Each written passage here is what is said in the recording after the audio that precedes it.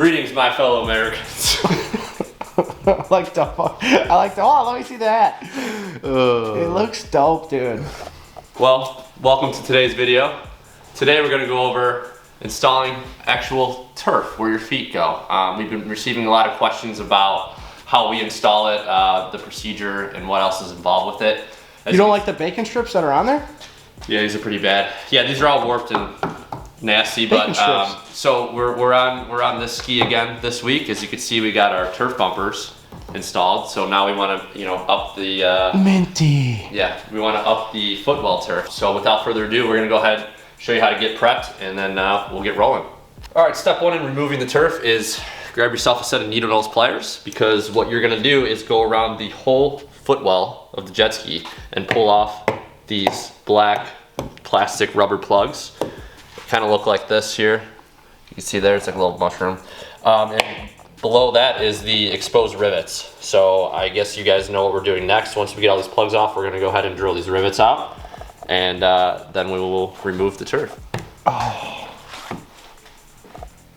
Now that you've had all the butt plugs removed from the Sea-Doo, you're gonna use your 9/64 drill bit, and you're gonna go around the whole hull, just drilling out the rivets. Pro tip, you just wanna take the head of the rivet off, because you don't want to be drilling into the actual hull. So make sure you go around, get every single rivet. Again, just the head of the rivet. You don't want to drill a bunch of holes into the fiberglass. So take your time, make sure you don't go too deep, and then once we go around and finish this, we'll continue on with the next step.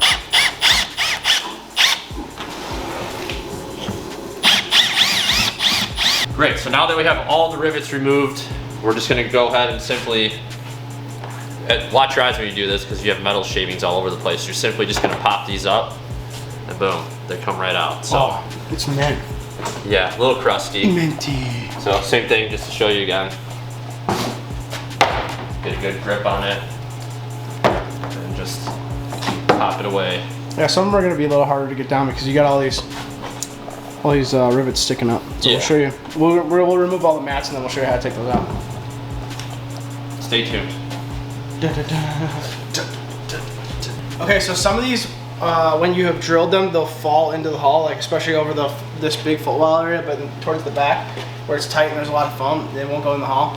So you can go around with a hammer and lightly tap them in, like see which ones fall down, which ones don't. Whichever ones don't, go down with a hammer. And again, you're not like pounding the hell out of these to get them to the hull, because you're gonna have to epoxy all these holes shut anyway, so it doesn't leak water under your turf. So it doesn't really matter at this point. What I like to do is I use my whiz wheel, and this is a 220 disc. You can use like an 80. Just be careful you don't hit the fiberglass. So I'll just grind them down, and I'll go like a little bit over, so that when I put my epoxy on here, it not only bonds to the rivet, but it bonds all the way around. So I'll just go around, just real lightly.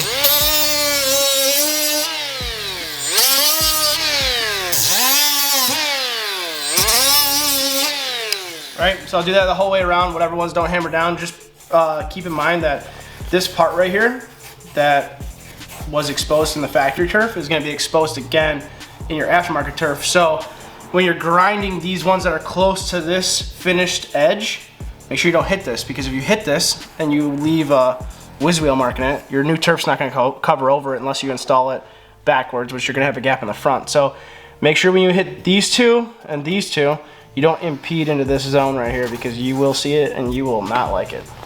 So we'll go around and we'll finish all these up, and then we'll show you how to epoxy them shut.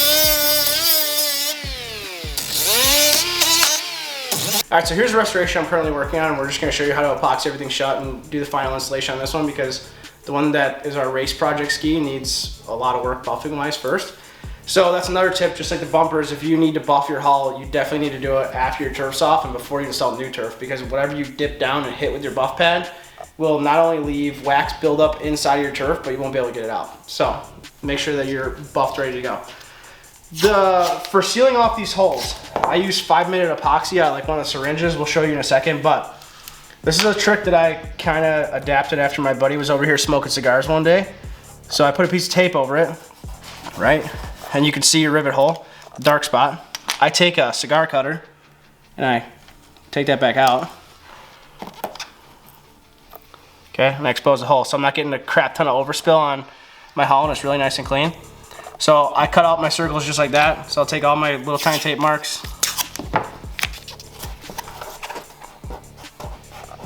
Find the rivet.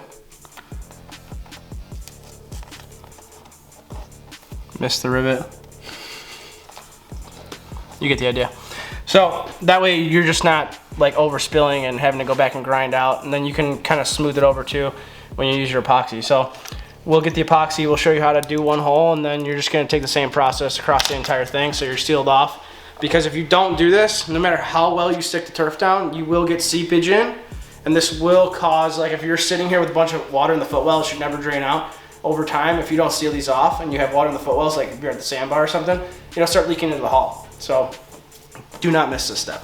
And you cannot use silicone, because if you use silicone, the 3M pressure stick adhesive will not stick to silicone, obviously, because silicone is not able to have adhesive on it. So make sure you use epoxy or JB Weld or something. So we'll show you what we use, and then that's it. So this is what we're using. We're using 5-minute epoxy by JB Weld. And I mean, it depends how much time you have. We want to do this now, so the regular epoxy isn't going to dry fast enough for us to do it. So we got the 5-minute. You don't have to get the 5-minute, but whatever. So we're gonna mix this up. It comes with like a stick to mix it with, and then we're just gonna smear it in the hole. So make sure it's properly mixed.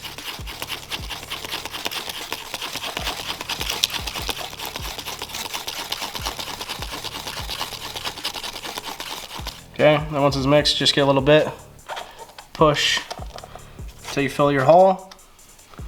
Right, and then you can see kind of why I use the tape now, because all of this would be ending up on your hull. You have to scrape it clean. This way I'll let it tack up a little bit, and right before it gets hard, so like in 2 minutes I'll kind of come back and remove the tape, and that way your epoxy's not stuck to your tape, but you also have a freshly, like really cleanly done epoxy job. So just make sure it fills the hole and it's not seeping down, because some of these will seep down, and your goal is to fill the hole so it doesn't have any water leak. So just make sure it's sealed. All right, after roughly 10-ish minutes, even though the packaging said 5 minutes, our epoxy has finally dried. You just want to make sure that when you go through that you wipe down the footwells really well, make sure there's not too much excess, because that is very key. Patented acetone, baby. Yes, that, and then use the secret sauce. Take the acetone on the rag and just kind of brush over all the rivets, again, just to make sure it's nice and clean, there's no dust, dirt, debris, and just visually inspect, make sure that all your holes are plugged, because once you put the turf down, I mean, that's pretty much it. You want to make sure there's no extra water coming in or things of that nature. So now that we're at that stage, we're gonna just double check one last time before we get to adhering the turf. All right, so the way I do it is I leave all my paper on the back. I put it into the spot that I want it to be, pushing it down, making sure it's covering everything I need it to cover.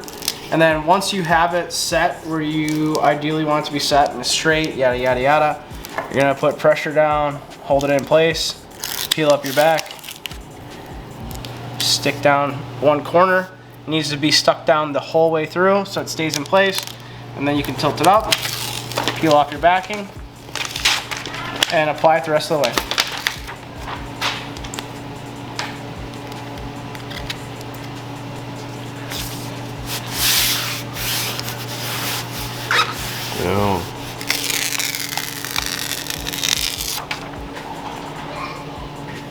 Alright guys, we hope you enjoyed that video. It was pretty short and sweet.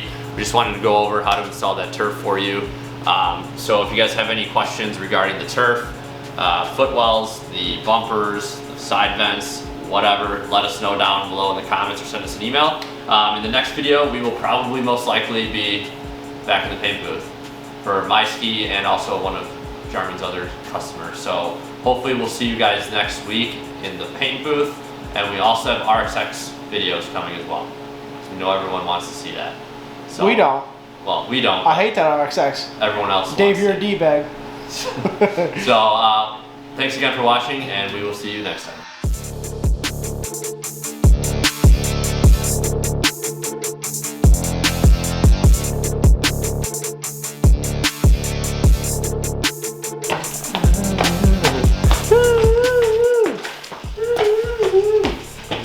Ha ha ha.